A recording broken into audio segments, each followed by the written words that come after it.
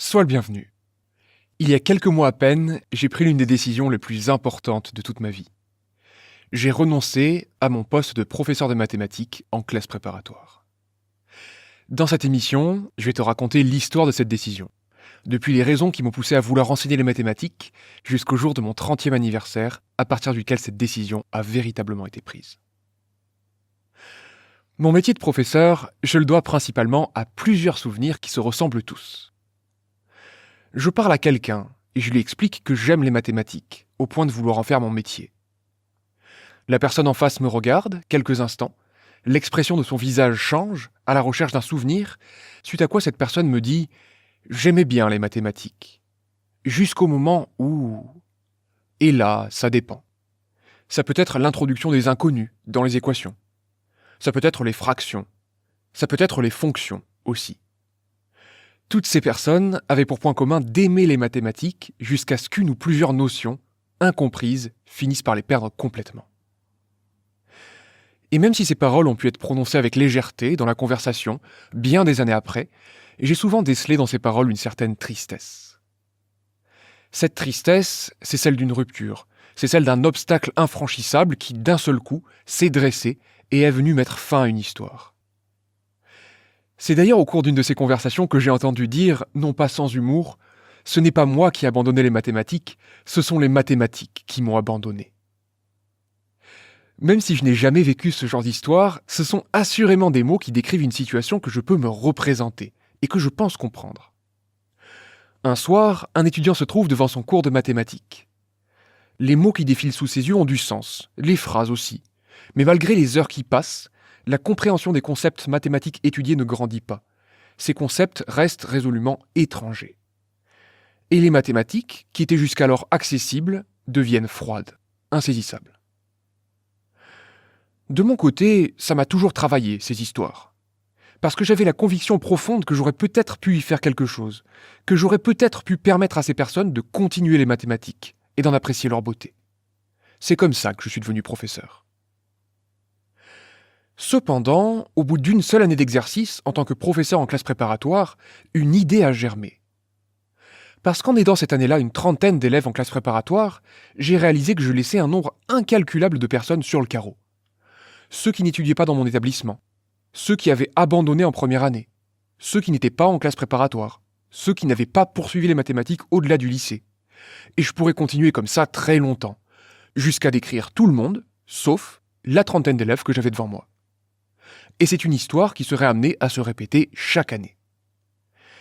C'est en réaction à ce constat qu'est née la chaîne All Jeunes, les maths en finesse.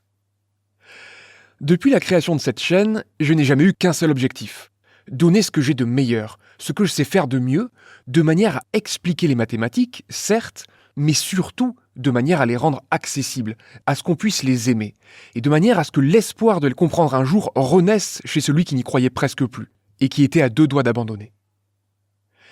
Et c'est ainsi que j'ai travaillé, sans compter, dans l'espoir que quelqu'un puisse se dire « ce concept de différentiel, il me paraissait compliqué, il me paraissait inaccessible ». Mais après avoir regardé cette émission, je ne dis pas que j'ai compris ce qu'était une différentielle, mais je dis seulement que maintenant, je pense que je peux y arriver. J'ai repris espoir. Dans la quête de cet objectif, je n'ai pas été à la hauteur de ce que j'espérais.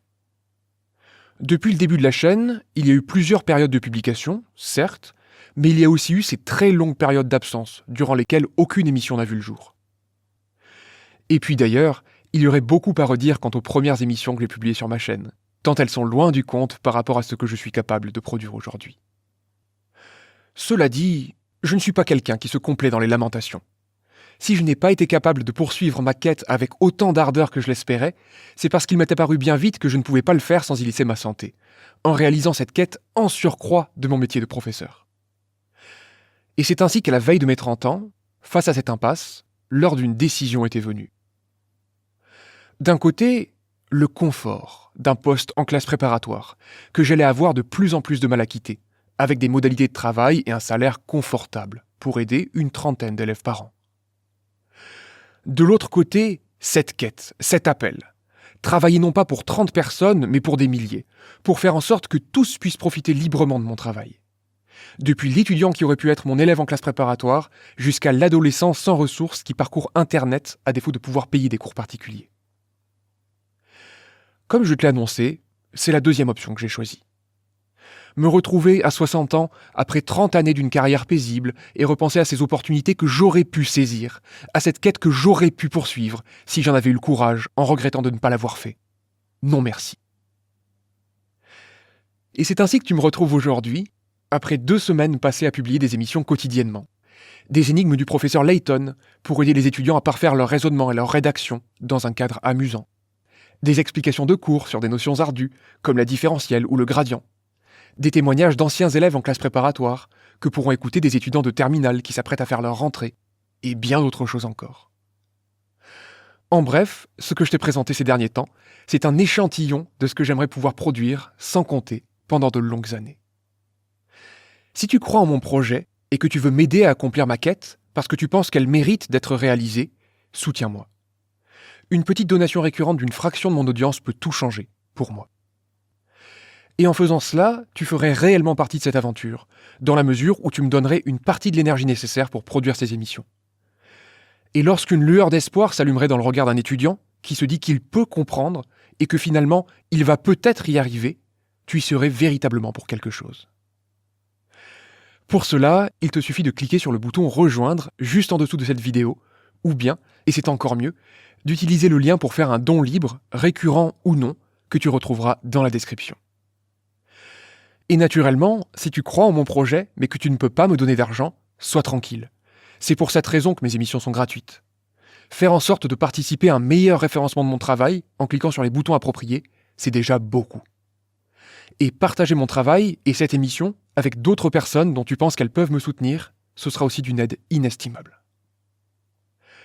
En espérant que cette émission t'ait plu, je te souhaite une excellente journée et je te dis à la prochaine.